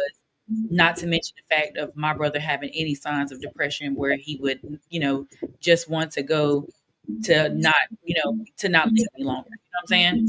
So that said, I just like, how would somebody commit suicide falling into a creek that was, and most of the time it was nothing but wet marsh. And I just didn't understand that for the life of me. So yeah, that was something I saw, and I was getting screenshots of nothing but that. And again, I'm not ever ducking smoke. Let me say that. I just was non-confrontational at that time because my mother told me to leave it alone and let the authorities handle it, which is that was what we thought was happening. They were not doing anything. One thing. So the question that they asked us, the only time we ever spoke to any type of law enforcement personnel, other than when they called us and let us know that it was my brother that they had found, was when they came to my mom's house. That's the only time. They never called that. Out to us. We contacted them months and months and months on end after that. But so leading up till February the 22nd, when we had his memorial service, so many things took place where you would just imagine, like, did y'all even really like my brother? Because why are people making these things up about him? And I'm saying, like, making up that he was depressed or he was sick, things of that nature. But no, if there was someone allegedly pregnant by my brother at that time, you would think they would have reached out to me. I've never given where you couldn't reach out to me. I've never given where you couldn't speak to me about anything. And I've always been a friendly person. My whole family has been. So why 5 years now, we still haven't heard anything from this person that was allegedly pregnant? Yeah. So at this point, I really like, I'm itching to highlight facts about, we can paint the picture when you say things like, wait, he just didn't go into a creek and unalive himself. I want to make all the way sense, because let's roll out, if you don't mind sharing the details about what was on his person, how he was found, and what the toxicology report confirmed. He was found floating face down in the body of water, which was pretty much a creek. So this was on February 13th. We probably got the call around 4 o'clock maybe. But this was in February. So there's not a lot of fishing going on around there during that time. For what the report says, that there was a fisherman that found or saw his body floating face down and called the authorities. Number two, when his body was found, he did not have any shoes on, none whatsoever. But he had $1.17 in his pocket, and he had a Chevy key, just a single key in his pocket, which was to his truck, because I know there was only one key to that truck. So what his toxicology report alluded was that he had enough, we have an old saying where I'm from, that he had enough like drugs in him to kill a horse, so to speak. The amount of opiates found in his system, amount of ethanol, toxic levels of all of that, basically said that he would have never been coherent to park a truck, let alone to be able to lock the door, know to leave his keys, know to leave his cell phone, know to leave his wallet, or know to walk down to wherever his body was found. It was only found half a mile from where the truck was without any shoes. There was no signs of his shoes. There had been searches going on out there for time. Anything. Guys could not pick up a scent, even with saying my brother was ever in that vehicle where it was parked at. So how do all these things magically happen at that point? And you have nothing to say that my brother was the driver of that vehicle. You have nothing to say that my brother was in that vehicle from that or got out of a car. I got him out of that car and walked away or got in another car to leave. You have nothing. There's no Mm. sense. So he would have been so intoxicated to where he wouldn't have been able to drive. He wouldn't have been able to think. He wouldn't have been able to move around without the help of someone because he would have been so inebriated to where it would have basically just impaired him and his thoughts to do anything. Okay. And before I unpack this, let us know, educate us on how far away was he found in this creek versus where his vehicle was parked. About how long was that distance? A half a mile. So we Half a got mile. a half a mile distance between his vehicle that had his keys, his phone, his cell phone, and his wallet and other things. Right. His body was found days later in a creek by a fisherman on a boat. Yep. The toxicology report confirmed he had lethal dosages of foreign substances like drugs. Mm-hmm. And I believe you also made mention to me earlier that caffeine was also in his system. Caffeine, ethanol, toxic levels of opiates. Yes, those were the three Okay. major things on his toxicology report. So lethal levels of these things in his body, in his bloodstream, in his toxicology report.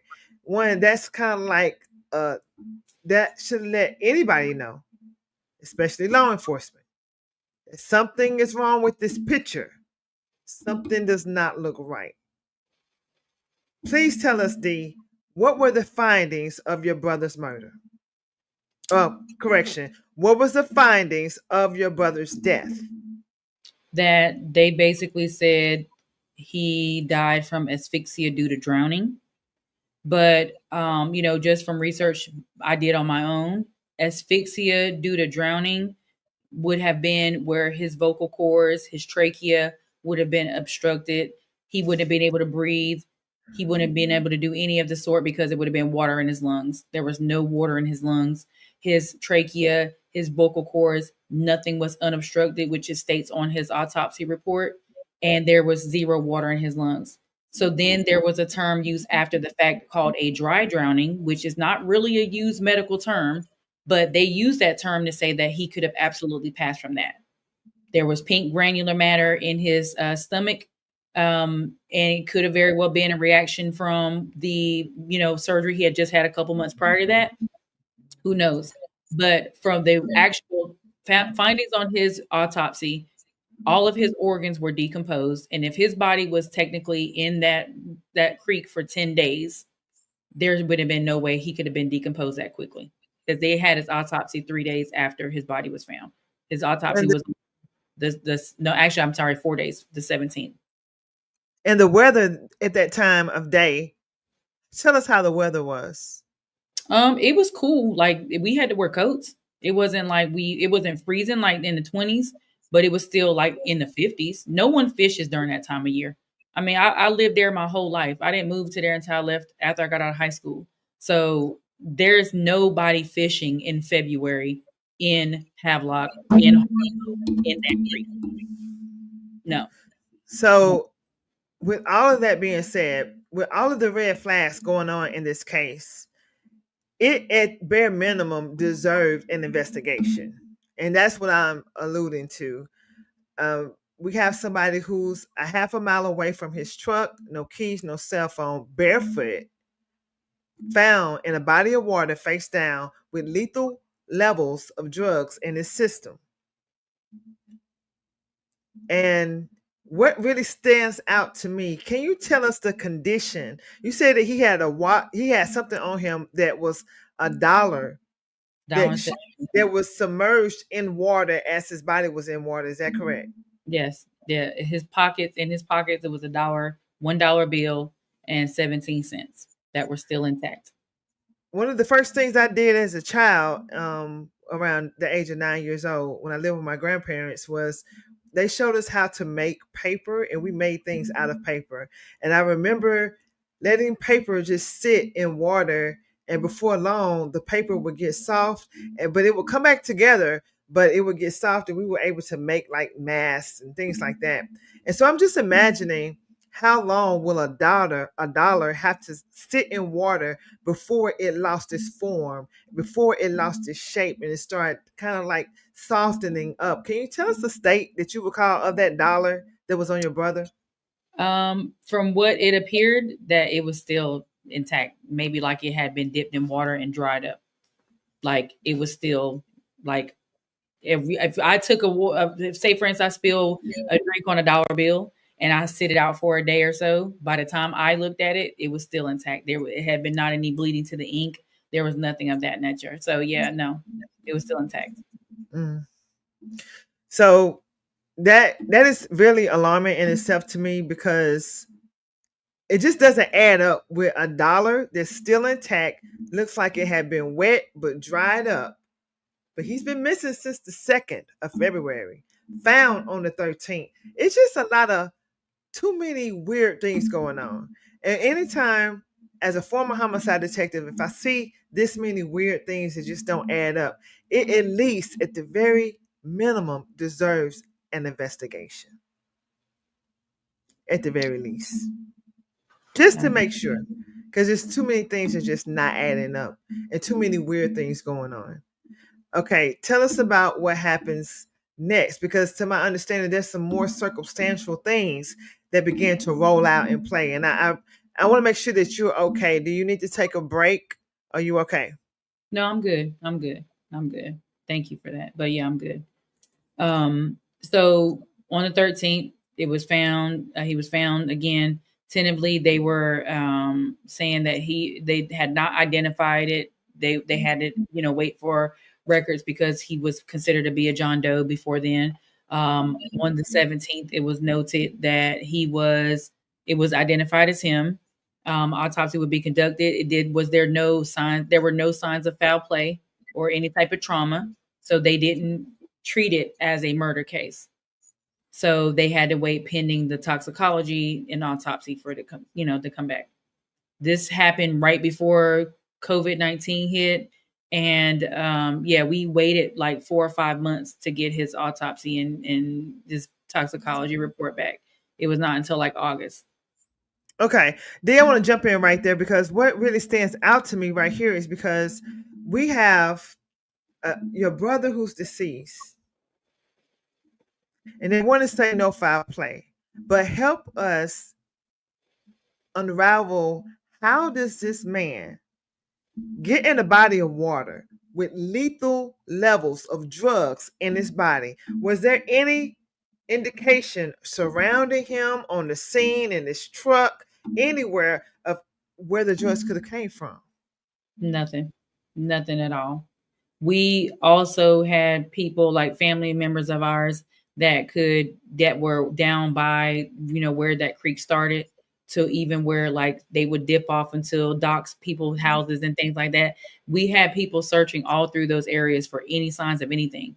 Not to mention the fact that he was found without any shoes on. He had no shoes on. And nobody Body, found any shoes, nowhere no, near.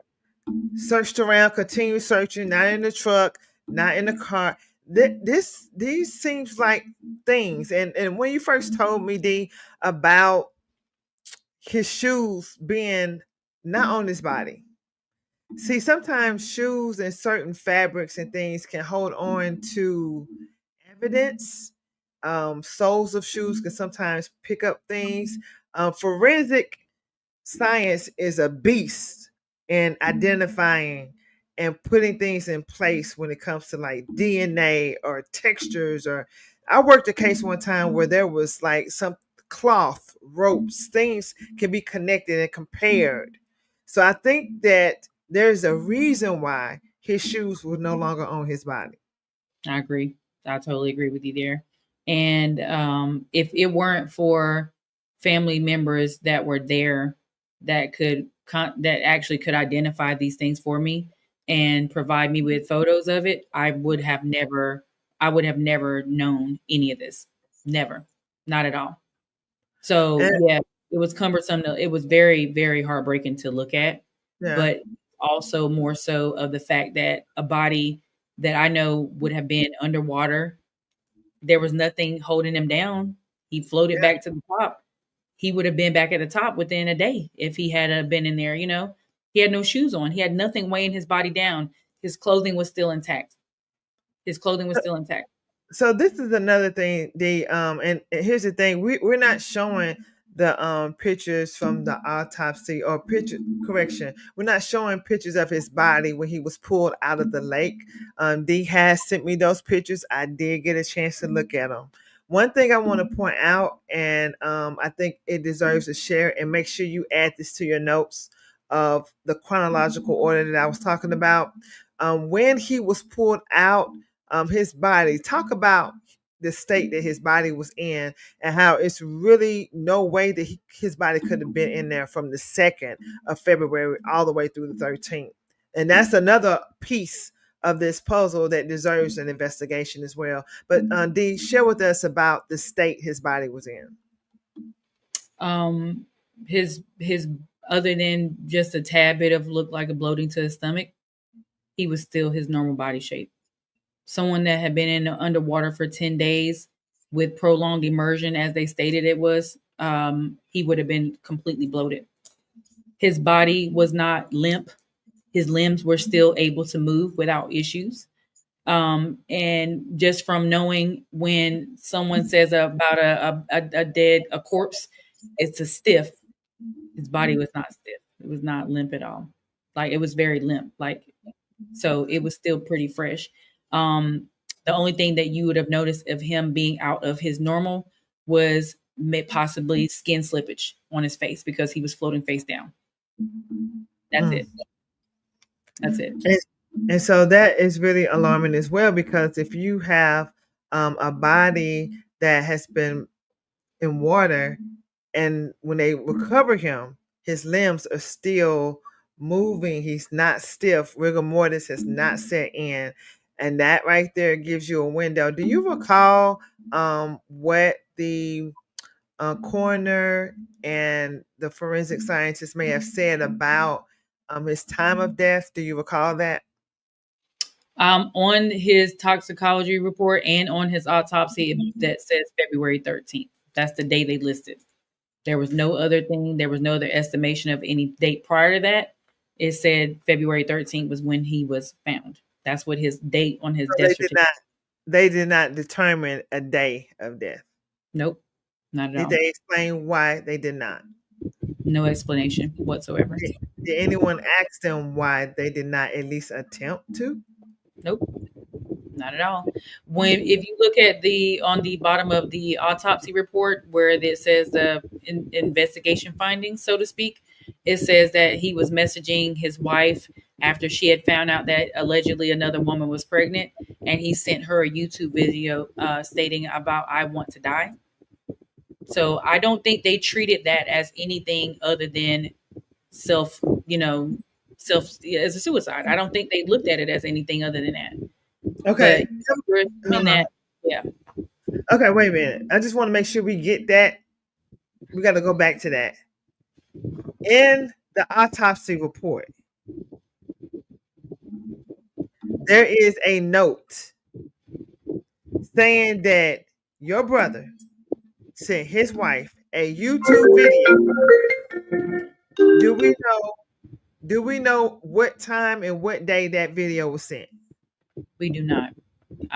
From what I can assume, it was on February the 2nd, because that's basically when it stated on the 3rd he was reported missing. She had not spoke to him that day. So I'm assuming, again, I'm not 100%. Right. So another thing, we need to make sure you write that down. That's very, very, very key. Yeah, in a case like this, because if we are not staging this, it just gives stage to me, and trying to portray a thing a certain way. The wife is saying that she received a text message from her husband of a YouTube video that he wants to off himself. Yep. That needs to be validated. That deserves an investigation. You don't just take somebody's word for it. Yep. That's basically what it says. And that's records that we all looked at, and I was just very taken back by that. I'm like, you just take her word for this? So Okay. yeah, Right. caught. Right. So this is when there are things in place to subpoena phone records, cell towers to pinpoint GPS coordinates to see exactly where the wife's phone was and your brother's phone was. Because seems like to me somebody was texting themselves right there, back and forth. And that Same. is a sure sign that something else really happened. And somebody, Miss Stracker, I want to hope I say her name right, said, and the whole time that I've been sitting here across virtually from D, I've been thinking the same thing. Somebody said it sounds like another Adriana case. So sad. Hope he gets justice. And I couldn't agree more because this is kind of like a cover up staged. That's very important. It seems like it's the little details that are really huge that make these type of cases. So they make sure you have that. That is huge. People, they need to be able to show and prove that this is what happened. You do not get to just throw something in a police report, something as serious as an autopsy. That has to be verified information. You don't just get to throw that in there and call it the truth. Right. Because I don't know if somebody got pulled with the local department or what, but that is crazy. Well, we had heard, so to speak, that her ex brother-in-law was an FBI agent. So when the officer that did the initial investigation, that I shared his information on my TikTok, he was changed. They took him out of that role. He went to a like a field position, like back on duty, like on better, what they call it, like when you on patrol. Yeah, he went back to patrol. He was no longer an investigator. So I don't know. A lot of the stuff that I was trying to get from my brother's case to hire a private investigator was sealed. They would not allow us to get it because they said it was an open investigation. So I don't have a lot. I don't even have a report of where she called and reported him missing. That's what I'm working on now to try to get. And it's very bothersome that the state of North Carolina did not enforce a lot of things, like even with that. So us saying about, checking to see where the cell phone may have pinged at, they couldn't even do that because they said they don't have the resources. It had to be mailed away to do that, or we'd have to bring in this. And it was the forensics didn't lead to any, there was no foul play detected. They really did us completely wrong. That's sad. Yep. That is sad. What's the purpose of a police department or detectives when things happen if you cannot investigate? That's what you swear an oath to serve and protect. I don't understand. Shout out to Beyond the Voice podcast. They say great discussion. I love to highlight any podcast platforms that come on and show love right back to you. Thank you so much. This right here is really, there's some big, it's like the small clues, the small things that are so big in this case. That needs to be verified. All of those little things that we talked about needs to be verified. Okay, so let's roll out what happens next. Because I understand there's a few more things. We have right over 15 more minutes before we have to bring this episode to a close. However, we will be back for a part 2 because we want to see how this case unfolds. And I just want to tell you, Dee, that definitely we will be in touch because there's some things I do want to share with you that I'll share with you off camera regarding this case as soon as this ends. But right now, walk us through like what happens next. Like after, okay, we know something is wrong. We have the toxicology report, lethal levels. It's alarming. Something is very wrong. Somebody should be helping. Law enforcement should be stepping in. Yeah, Tell us they have what happened. they have done absolutely nothing. So no matter me, my sisters, my cousins, my mom, we all. So even if, let me just back up really quickly to what was the most noticeable thing at the memorial service, because my brother had to be cremated. So we had a memorial service for him at our old high school. Again, she still never reached out to my mother. She never reached out to anybody from the family. The only time that my mom even spoke with her was because my mother picked the phone up and called her and told her, I've gotten a venue where we can have his memorial service, because the mortician had already told my mom, like, hey, we have to cremate him. You don't want to see him like this. And not to mention the fact that, his body was already starting to decompose. It was going to be very hard to embalm. So of course, he was cremated. So we didn't have the opportunity to see him one last time. We didn't have the opportunity to know that was him. We had to go by what his dental record said.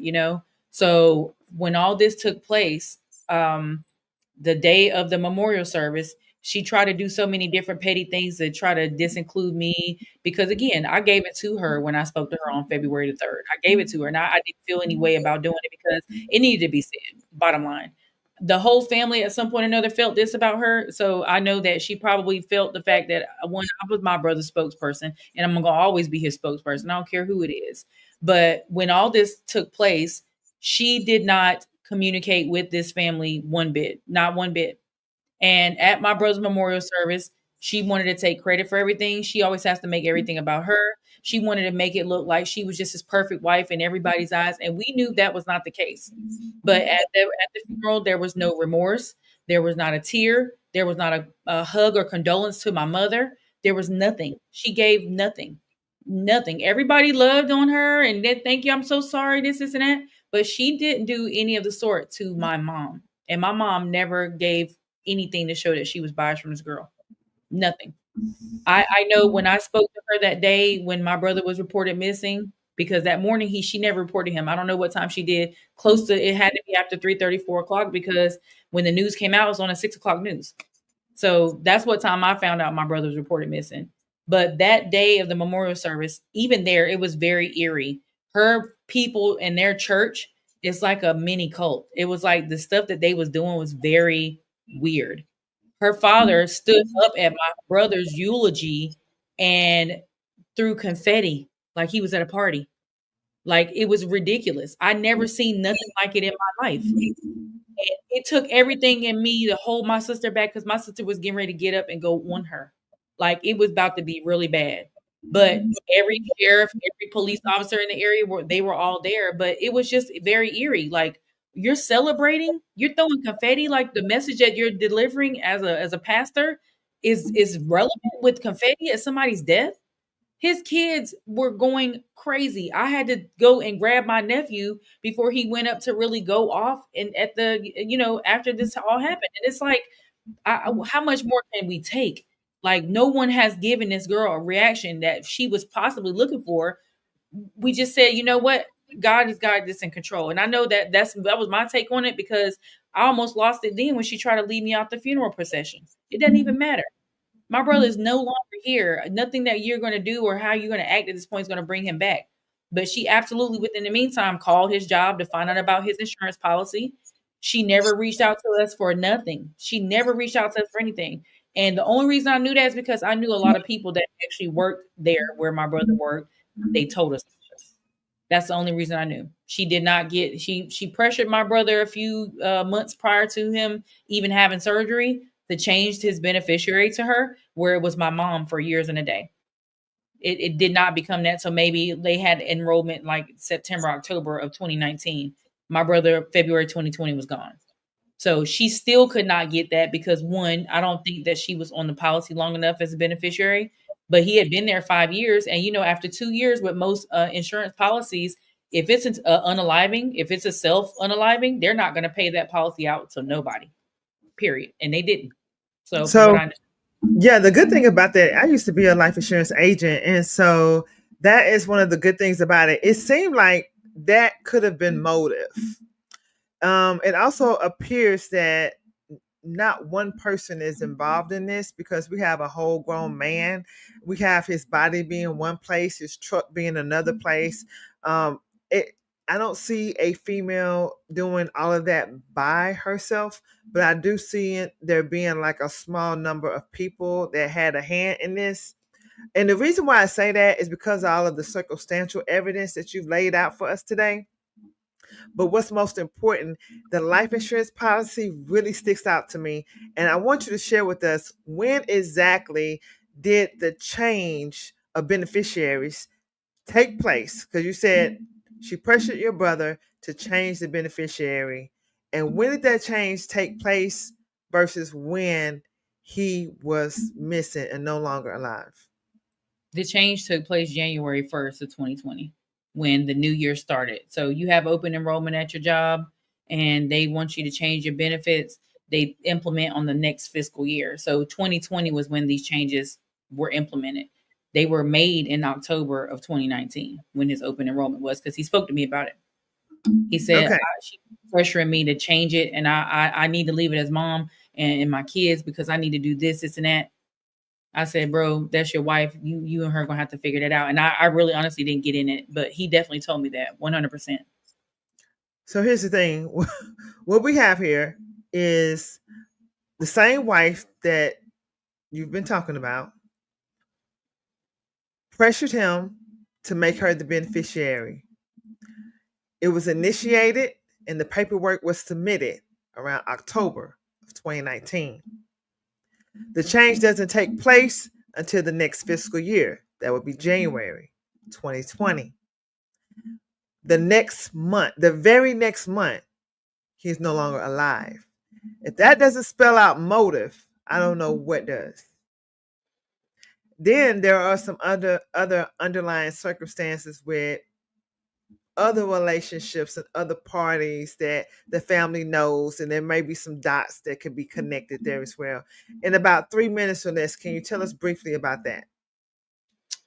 Yeah, where she may have well, my brother, the young lady he used to date, which he went through all through high school, she was the one that cried the loudest at his funeral.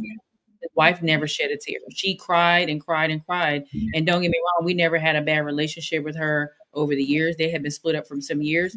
But her, from what we found out after my brother passed away, was that her first cousin was my brother's ex-girlfriend. That was her husband.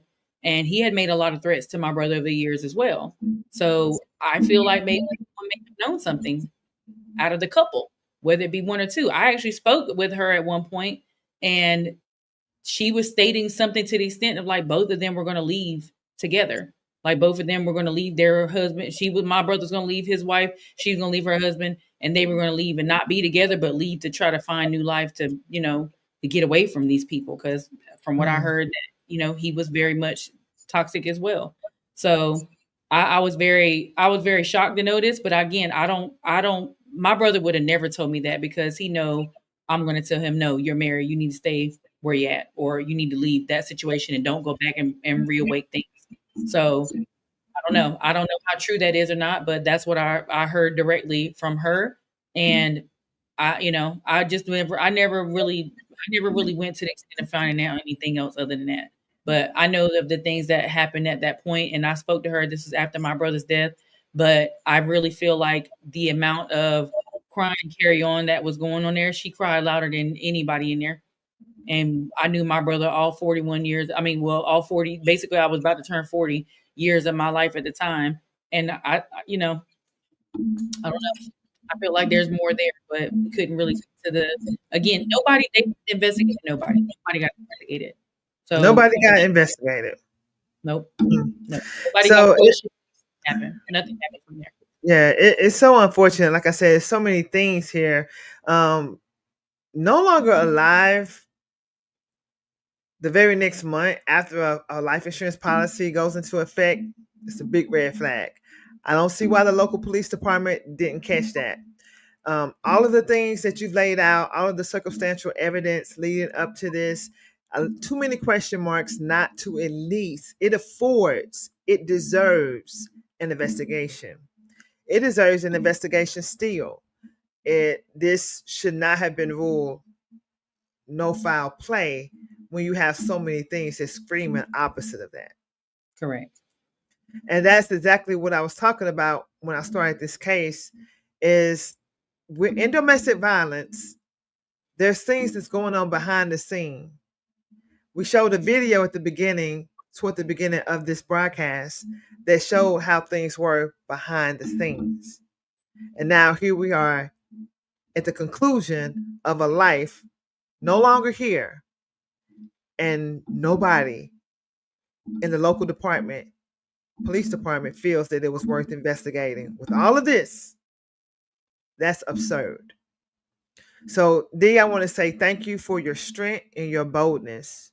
And to the community and to the audience out there, those of you who are listening now, those of you who will be listening later and catching this and sharing it with others, just continue to get the word out, continue to spread awareness, because that's exactly what this platform is about. And we're going to keep praying, Dee, that justice will be served for your brother, and that somebody with some sense will say, listen, this deserves to be opened. And at least let's look. It's too many things here. It's too many things here that should not be overlooked. Is there anything in 60 seconds or less that you would like to share with the audience? And I'm pretty sure we're going to have you back here on this platform. It's been amazing. But is there anything in 60 seconds, hot or less, that you would like to share that's on your heart right quick? I just want to thank everybody for the outpour of love, support, condolences. This has been a long 5 years, but I'm not going to give up until I get something for him. I love you too, cuz like I really feel like my family, this has been where we should have really honestly pulled together, and her people just have done nothing of the sort. But I do want to talk to you when we get off this about her former sister-in-law was on here and she left a comment. I want to talk to you about that because she's absolutely right. She knows a lot about what happened right after that because she was communicating with her and I wasn't. So Okay. Well, we'll definitely bring you back as soon as we need to. Okay. So thank you, Dee. Stay in the green room. We'll chat in just a moment. I'm gonna go ahead and close out this episode, but I do have something I want to share with you. Thank you so much, Dee. It was amazing having you on. Can't wait to see you again. All right. All right, on every episode of No More Flinching TV, we honor the life and legacy of Adriana Young, a vibrant young woman whose suspicious death continues to raise serious questions. Her case is a haunting reminder of how easily violence can be hidden in plain sight and how quickly voices can be silenced when the system looks away. We encourage you to educate yourself on Adriana's story. Say her name, share her name, and stand in the gap for truth. And until justice is served, we'll keep saying her name here on No More Flinching TV. Keep shedding light and keep praying for the day the truth breaks free. To everyone watching, if this is the episode that touched your heart, make sure you talk about it, share it, tag a friend, replay it, reflect on it. We are just getting started. Meet me right back here next week, same time, Tuesday at 6:30 p.m. Central Standard Time. Same time, same fire, because around here, we don't flinch. We tell the truth and we keep it moving. This is No More Flinching Talk TV. Tell your story. Until next time, take care of your soul and take your story off mute.